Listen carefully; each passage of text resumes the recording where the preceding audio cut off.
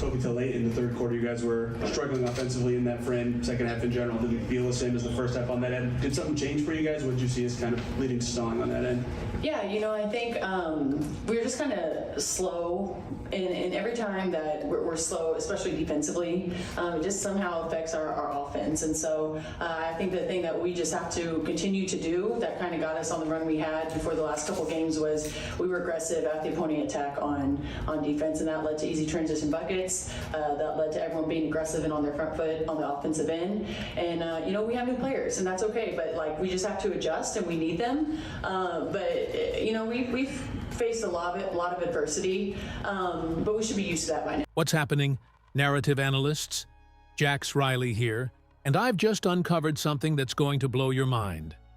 While everyone's been focused on Sophie Cunningham being left wide open, I've been digging into a media conspiracy that runs so deep it makes you question everything you thought you knew about WNBA coverage. Because Carolyn Peck didn't just disappear from television by accident, she vanished the exact moment her signature narrative started falling apart. So here's what I discovered while filtering through the digital noise. Carolyn Peck was the loudest voice pushing that Indiana Fever are more dangerous without Caitlin Clark narrative. She was all over ESPN, appearing on multiple shows, doubling down on this take with complete confidence. And then something happened. Something that made her completely disappear from the airwaves right when Sophie Cunningham's exclusion story started gaining traction.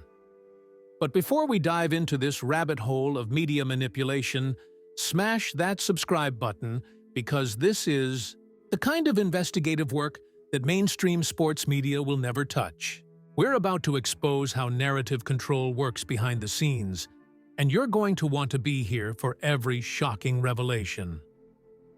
Let me take you back to when this whole narrative started. Carolyn Peck was absolutely everywhere, selling this idea that the Indiana Fever actually performed better without their superstar. Not just slightly better, significantly more dangerous. She was on television multiple times per week, breaking down film, making statistical arguments, creating entire segments around this concept. The confidence was off the charts. This wasn't a casual observation or a hot take thrown out for clicks. This was a systematic media campaign built around repositioning how we think about team dynamics and star player value. Peck staked her analytical credibility on this narrative.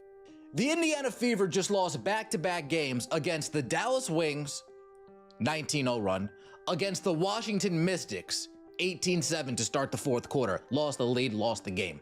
We just lost back-to-back games against teams we had no business losing to, even without Caitlin Clark.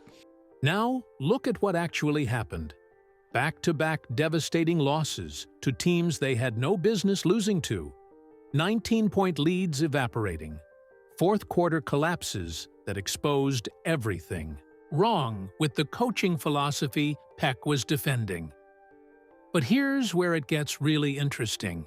Because the exact moment this narrative started crumbling, Peck didn't just quietly step back from the take.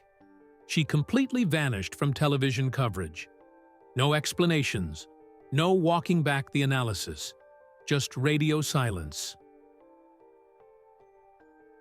I've been connecting the dots through television appearance databases and social media activity, and the pattern is undeniable. Peck's last significant television appearance defending the better without Clark theory happened right before the Fever's losing streak accelerated. 4 losses in 5 games. Sophie Cunningham getting systematically frozen out of crucial possessions. Everything Peck predicted would improve actually got worse. And suddenly, the most vocal proponent of this theory is nowhere to be found. That's not coincidence. That's damage control. And it reveals something much bigger about how sports media narratives get manufactured and then abandoned when they become inconvenient.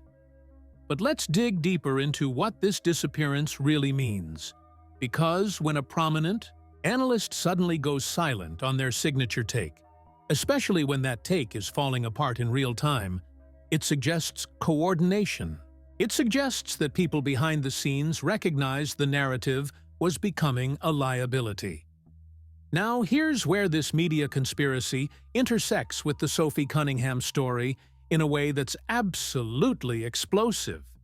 Because while Peck was building her entire better without Clark argument, she was also indirectly defending the coaching decisions that kept reliable performers like Sophie on the bench during crucial moments. Think about it. If the team is supposedly more dangerous without their superstar, then the coaching staff's decision to go with inconsistent performers over proven clutch players like Sophie makes perfect sense within that narrative framework. Peck wasn't just defending a statistical observation. She was providing cover for systematically questionable coaching decisions. Official sources won't tell you this, but if you follow the digital breadcrumbs, a different picture emerges. The media narrative around better without Clark served a very specific purpose. It justified coaching decisions that prioritized system implementation over proven performance. So until late in the third quarter, you guys were struggling offensively in that frame. Second half in general didn't feel the same as the first half on that end. Did something change for you guys? What did you see as kind of leading song on that end? Yeah, I think we were just kind of slow, and every time that we're slow, especially defensively, it just somehow affects our offense. And so I think the thing that we just have to continue to do that kind of got us on the run we had before the last couple games was we were aggressive at the opposing attack on. Reading between the lines of these insider admissions, we're looking at a team that admits they're struggling to adapt and implement their system. But the Peck narrative provided perfect cover for this struggle by suggesting the difficulties were actually strengths in disguise. The temperature of the online conversation around this connection has been volcanic. Fans aren't stupid. They see how media narratives get weaponized to defend coaching incompetence, and they're calling it out loudly. But this story goes deeper than just one analyst getting a prediction wrong. This is about how sports media creates and then abandons narratives when they become politically inconvenient. And the Peck disappearance reveals the mechanics of that machine in real time. When analysts build their credibility around controversial takes, they typically do one of two things when those takes fall apart. They either double down and try to defend their position, or they publicly acknowledge the new evidence and adjust their analysis. But what Peck did is something else entirely. She vanished. That suggests external pressure. That suggests coordination. That suggests someone made the decision that having Peck continue to defend a failed narrative would do more damage than having her disappear entirely.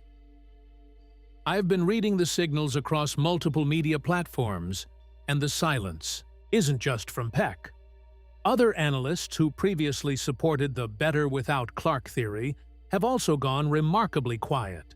That level of coordinated silence doesn't happen naturally. That's systematic narrative management. Now, about this truth leak that seems to have triggered Peck's disappearance. While tracking down the timeline, I discovered something that nobody else is talking about. Right around the time Peck vanished from television, insider reports started surfacing about the real dynamics behind Sophie Cunningham's exclusion from crucial moments. Okay, now let's get into rumor territory. Nothing is officially confirmed, but the online chatter is too loud to ignore. Multiple sources suggest that the coaching staff's systematic exclusion of Sophie wasn't based on performance metrics or game situation analysis. It was based on narrative maintenance. The signals point to a coaching philosophy that prioritized validating the better without Clark theory over maximizing win probability. And when those insider reports started gaining traction, it created a massive problem for analysts like Peck, who had staked their credibility on defending that philosophy. Here's what makes Peck's disappearance so damaging to media credibility. She wasn't just wrong about the Fever being better without Clark. She was systematically wrong. She defended coaching decisions that kept proven performers on the bench. She created statistical frameworks that justified obvious mistakes. She built entire television segments around analysis that fell apart the moment it faced real pressure. But the worst part isn't being wrong. The worst part is the vanishing act. Because when you disappear instead of acknowledging the evidence, you're telling viewers that narrative control matters more than analytical integrity.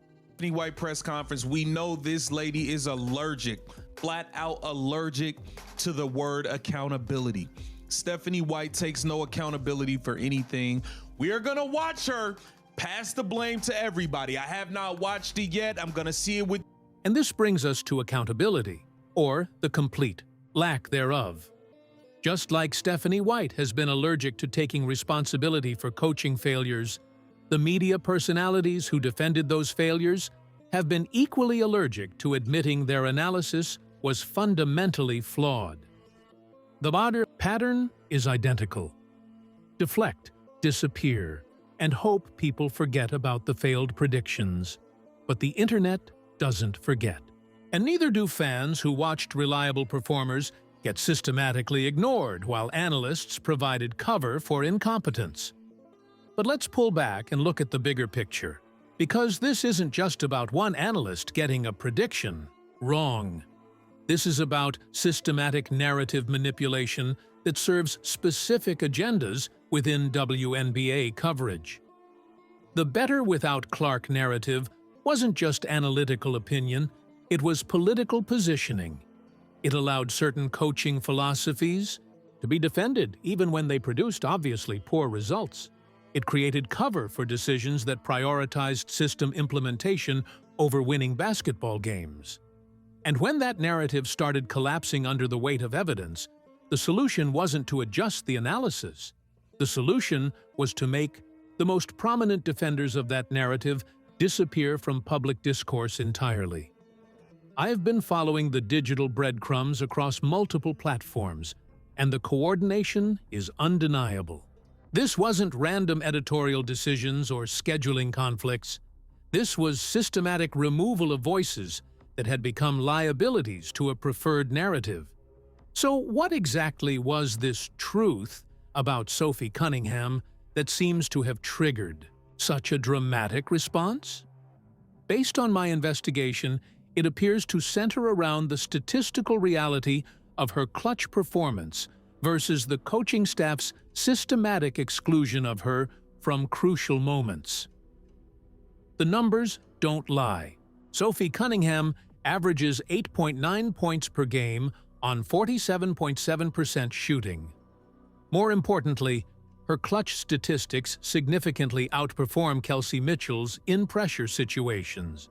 Yet the coaching staff consistently went away from Sophie in favor of Mitchell, even as those decisions repeatedly cost them winnable games.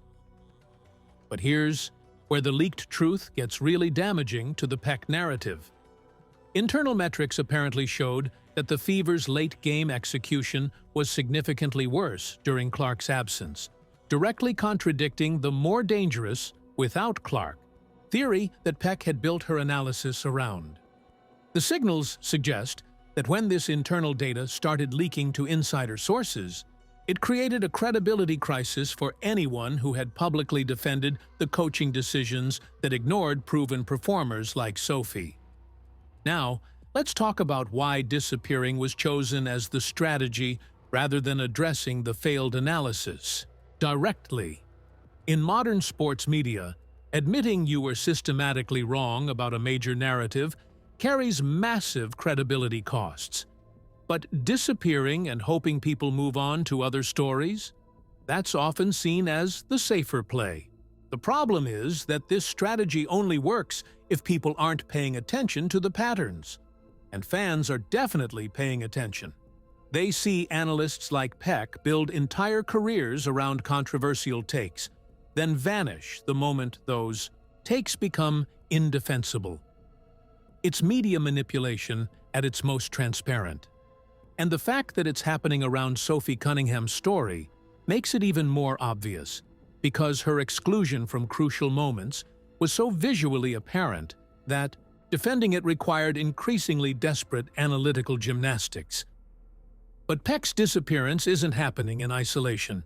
I've been tracking multiple media personalities who previously supported the "better without Clark" narrative, and the silence is coordinated across platforms. Former players, current analysts, podcast hosts, they've all gone remarkably quiet about this topic. That level of coordination doesn't happen naturally. That requires communication. That requires agreed-upon messaging about how to handle a failed narrative. And the agreed-upon strategy appears to be complete silence, rather than analytical accountability. The temperature of the online conversation around this coordinated silence has been explosive. Fans see through the strategy, and they're calling it out across social media platforms. They want answers about why analysts who built segments around defending questionable coaching decisions have suddenly gone radio silent. This Peck disappearance reveals a fundamental problem with legacy, sports media, the inability to admit when systematic analysis was wrong. Instead of using failed predictions as learning opportunities, the strategy is to make those predictions disappear from public discourse entirely. But in the digital age, that strategy is doomed to fail. Everything is archived. Every television appearance is recorded. Every social media post is screenshotted. The evidence of failed analysis doesn't just vanish because the analyst stops appearing on television. And fans are using that archived evidence to hold media personalities accountable in ways that weren't possible in previous eras. They're creating compilation videos of failed predictions.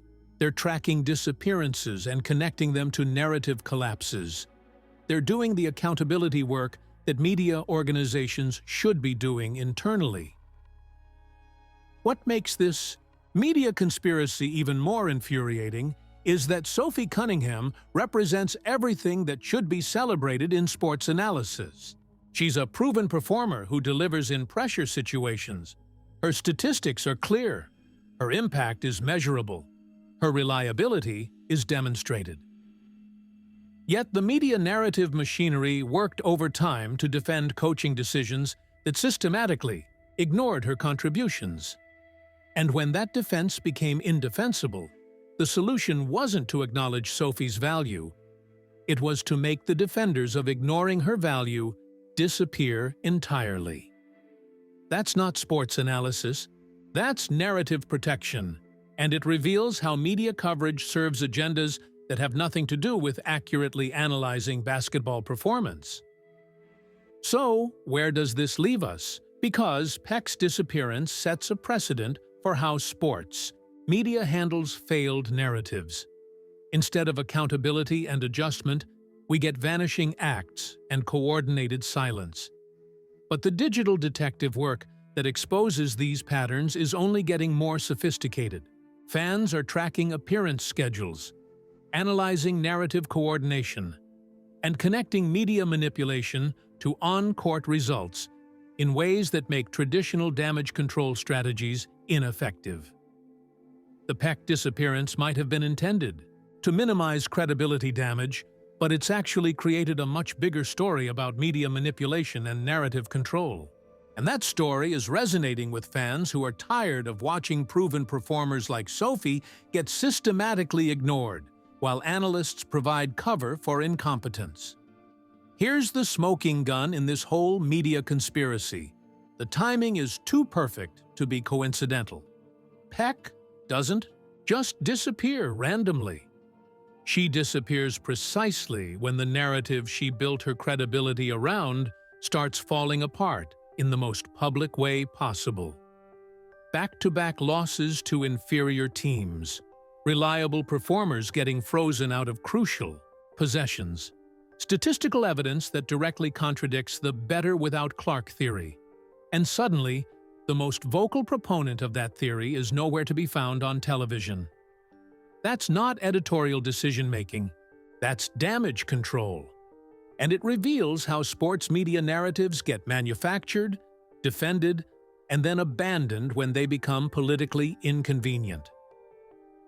The most frustrating part of this investigation is watching other media personalities act like Peck's disappearance is perfectly normal. No questions about where she went, no acknowledgement that her signature narrative completely collapsed, no curiosity about why someone who was everywhere suddenly becomes nowhere. That collective amnesia isn't accidental. That's coordinated narrative. Management designed to protect the credibility of sports media analysis in general by memory holding the most obvious failures. But fans aren't forgetting, and digital archives don't disappear. The evidence of this media manipulation is permanent, and it's being used to hold the entire sports media ecosystem accountable for prioritizing narrative control over analytical integrity. The tragic irony in all of this is that Sophie Cunningham's story, a reliable performer being systematically ignored by incompetent coaching, got buried under a media conspiracy designed to defend that incompetence. While analysts like Peck were building television segments around defending coaching decisions that kept Sophie on the bench, Sophie was quietly proving her value every time she got opportunities. And when the coaching failures became too obvious, to defend, the solution wasn't to celebrate Sophie's vindication, it was to make the defenders of ignoring her disappear entirely. That's the real conspiracy here. Not just that media personalities got their analysis wrong, but that they coordinated to avoid accountability when their failed analysis hurt real people like Sophie, who deserved better coverage and recognition. So, what's fact and what's speculation in this media conspiracy investigation? The facts are clear. Peck was everywhere defending the better without Clark narrative. That narrative collapsed spectacularly, and then Peck vanished from television coverage without explanation. The speculation comes in connecting those facts to coordinated narrative management and systematic damage control. But when you follow the digital breadcrumbs like I have, the pattern of coordinated silence becomes impossible to ignore. The real question is whether this investigation will force any accountability from sports media organizations about how they handle failed analysis and narrative manipulation. Because right now, the strategy seems to be hoping fans forget about the most obvious cases of analytical failure. But we're not forgetting, and we're not letting coordinated disappearances substitute for honest accountability about why reliable performers like Sophie Cunningham get systematically ignored while analysts provide cover for coaching incompetence. That's the truth. Other channels won't tell you because they're part of the same media ecosystem that benefits from narrative control over analytical integrity. But we follow the digital breadcrumbs wherever they lead, even when they expose uncomfortable truths about media manipulation and coordinated silence. So, what do you think? Does this investigation into Peck's disappearance change how you see sports media coverage of controversial narratives? Or do you think I'm connecting dots that don't actually reveal systematic manipulation? Let me know in the comments what part of this media conspiracy investigation hit different for you. And if you want to stay ahead of these narrative exposure investigations, make sure you're subscribed because this is just the beginning of what we're uncovering about sports media manipulation. Hit that like button if this analysis opened your eyes to how media disappearances get coordinated to protect failed narratives. And share this investigation with anyone who's been wondering why certain voices vanish when their analysis falls apart in real time. Until next time, keep following those digital breadcrumbs, because the truth about media manipulation is always hiding in the patterns that mainstream coverage hopes you'll ignore.